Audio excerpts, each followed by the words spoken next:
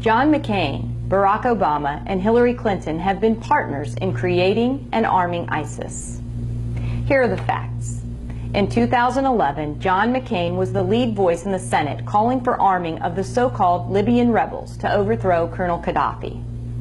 McCain even traveled to Benghazi in April of 2011 and called them his heroes. Are you concerned about the people that are actually fighting for the opposition here? Any worries about them? Fighting for the opposition? They're my heroes. Just 1 year later, McCain's heroes used those weapons to kill Ambassador Chris Stevens and 3 other brave Americans.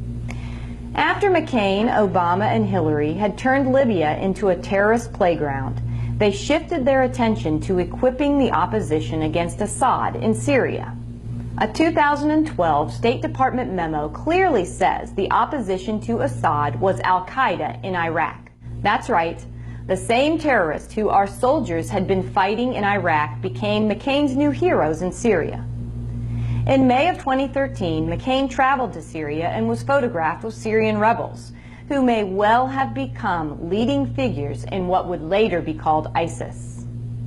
McCain returned to the United States and lobbied Congress to fund, arm, and support these al-Qaeda freedom fighters to the tune of $500 million. Last year we learned McCain's Syrian scheme yielded only 4 or 5 good rebels actually fighting Assad. There are only 4 or 5 U.S.-trained Syrian fighters on the ground fighting ISIS, not 400 or 500. The rest took our training and weapons and became ISIS. Just this week, John McCain bragged about an additional $1.3 billion to provide weapons to more Syrian jihadists and to provide border security.